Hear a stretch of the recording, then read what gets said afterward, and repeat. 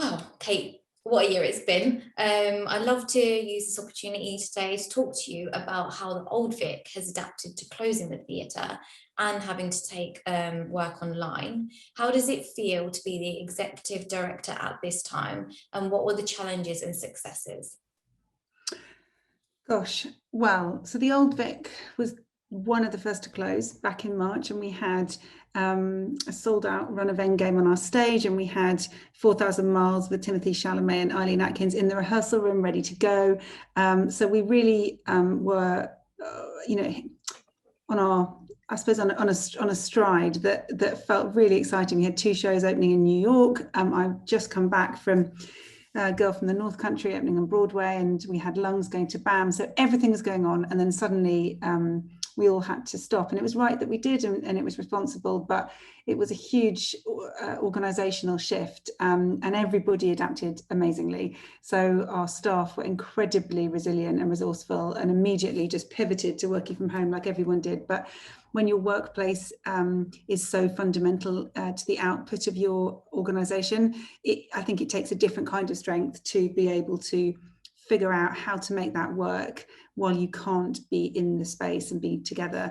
And everybody did it just brilliantly. So Matthew Watchers, our artistic director, led from the front and came up with this amazing concept for In Camera, which was live streaming from the empty auditorium shows in real time. And that captured the public's imagination and ours. It allowed us to employ freelancers during the closure period. It kept our tech team busy and engaged, and it brought in some fundraising for us, which was essential because we're a not-for-profit independent theatre that doesn't get regular funding. So when the music stopped, we had 0 income overnight, and yet the same overheads to meet. So we needed to find a way to generate income during closure, as well as provide gainful employment for those that were part of our community. So I think In Camera did that, and it was a really kind of bonding and exciting thing for the theatre to be working on. And then behind the scenes, the rest of us were trying to figure out how to make it work operationally and how to keep going. And it's not been straightforward, but I think the thing that has completely struck me throughout the whole period is the collective spirit of both the organisation and the industry to just keep going and to keep making the case for why theatre matters and theatre is important. And I definitely feel like the economic case for theatre has been made now well, and that government understand that, which is brilliant. And I think the next step, which we're all working hard on, is to make sure that everyone understands the mental health and wellbeing benefits of theatre, which is absolutely crucial. So when we all can come back together, hopefully there'll be a kind of proving of that, because people will feel incredibly uplifted and joyful to be back in the space as a group. I think it was amazing the work that you guys have been doing with In Camera, and it actually leads really nicely onto my next question. So do you feel that the fact that London theatre had to go digital has enabled you at the Old Vic to reach new audiences or audiences globally, and what future impact do you think that will have?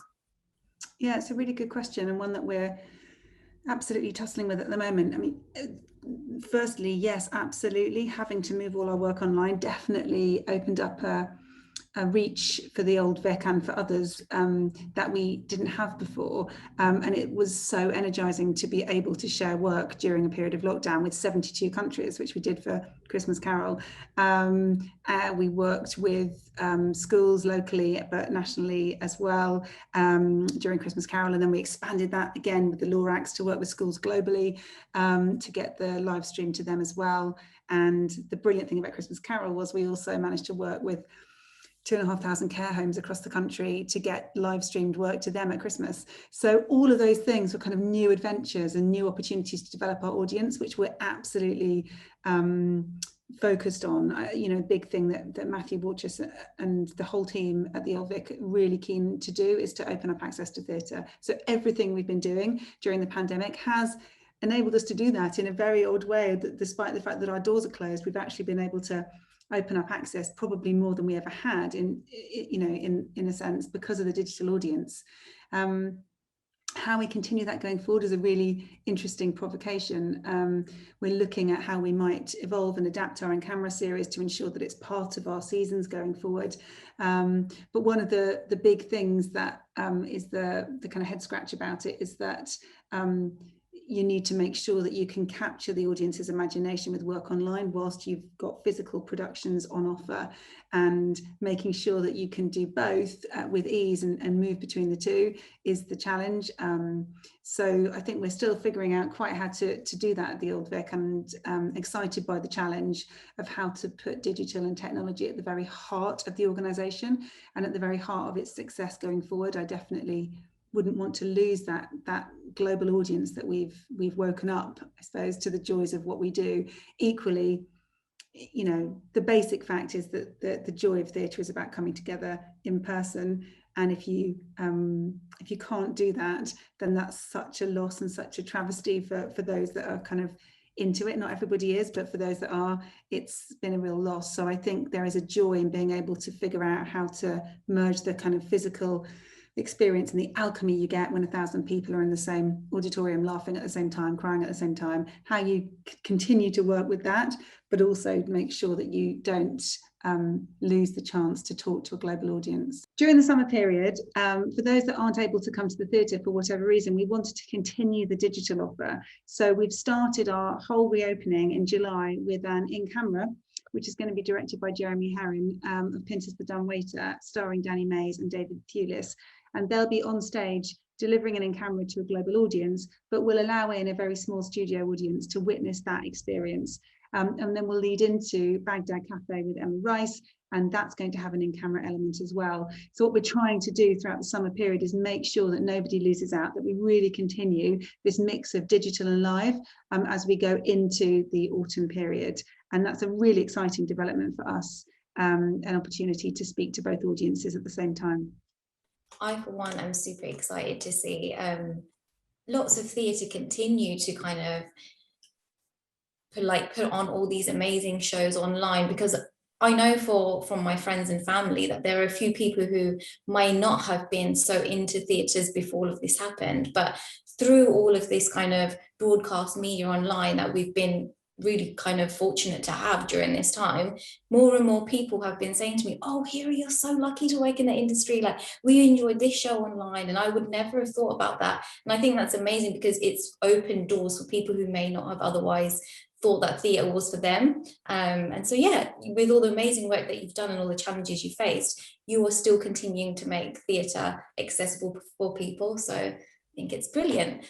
Leading on to my next question, Kate, can you tell us a little bit about what's next for the Old Vic?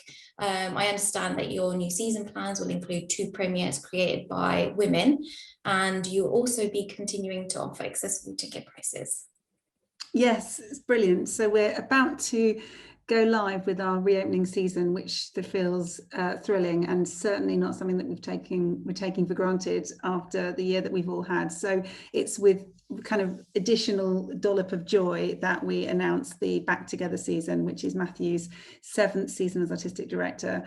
And there's such a kind of an array of joyful, uplifting work in the season, hopefully things to inspire people to come back in and get involved. We've, as you rightly said, we've got 2 world premieres, one Baghdad Cafe, which is being created by Emma Rice, who is one of our companies in residence. Her company, Wise Children, is the company in residence at the Old Vic, and she's going to return to direct this really joyful adaptation of the 1987 film Baghdad Cafe. So that's brilliant, and that's going to be playing at end of July and throughout August. So something really, really fun for audiences to engage in over the summer months. And in September, we're going through into another world premiere with Bess Wohl, an American playwright.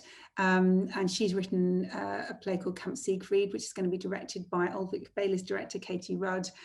So those 2 things are really exciting. And then we're going straight into Christmas Carol again, which I know everyone's going to be super excited to see after a year of not being able to access it in person, although what a joy to have it as an in-camera. And as you mentioned, we'll be modelling it like previous seasons, so the ticket pricing will be exactly the same. There's real range and a bid to keep tickets affordable, like we did before with our relationship with PwC. So we've got our £10 preview tickets, but the new thing that we're introducing is something called Old Vic Local, which is to try and encourage local people to come into the theatre more, and it's a free membership, but it gives them access to discounts on tickets and cafe and other memberships. So hopefully that will energise a kind of local audience to march through our doors when we reopen, and a multi-buy offer. So if you buy for more than one show, then there'll be a discount of £5. So little things like that we'll be bringing in to just try and really encourage people to come back in and to get their first taste back of theatre in 18 months.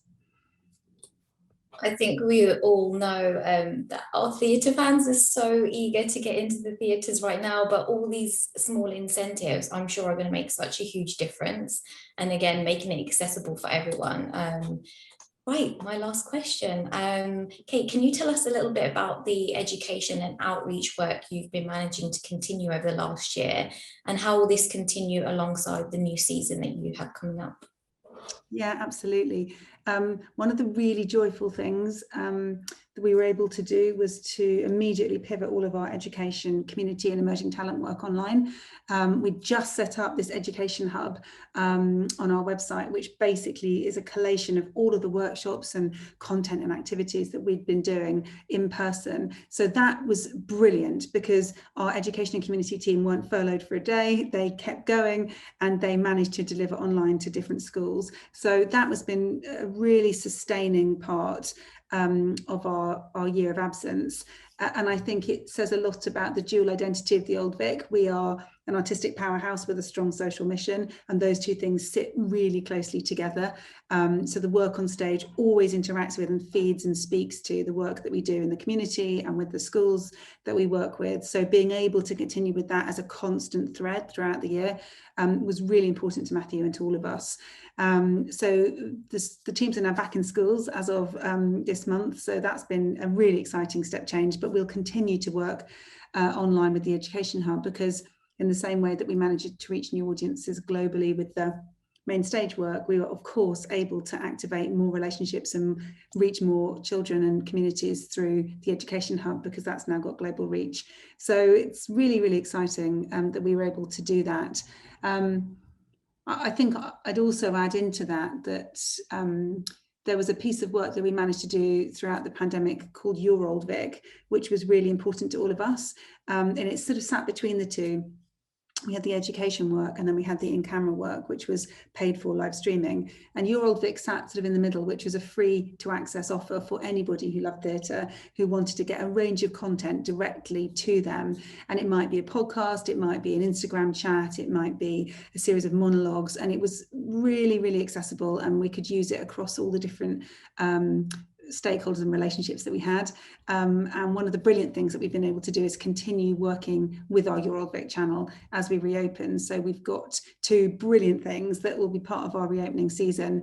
A monologue series called Queers, which you might remember we had back in 2017, which was curated by Mark Gattis, and that's going to be brought up again during Pride Month on BBC iPlayer, but we've commissioned two brand new monologues to support that, which we'll be sharing on our YouTube channel called Your Old Vic.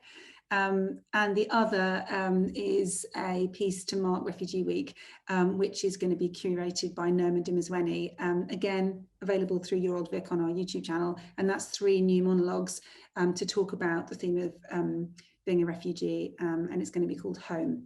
So those are the things that we're still producing, and that really picked up a lot of traction, a lot of resonance with our audiences during lockdown, that we want to really continue and make sure that get a prominent voice within the new season. Brilliant, Kate. Thank you so much. I'm really grateful for you to take this time with us today to tell me about everything that's coming up, and I'm sure our audiences are going to be thrilled that you're carrying on with the in-camera series, and also with all of the education kind of contributions that we've been making as well. So thank you.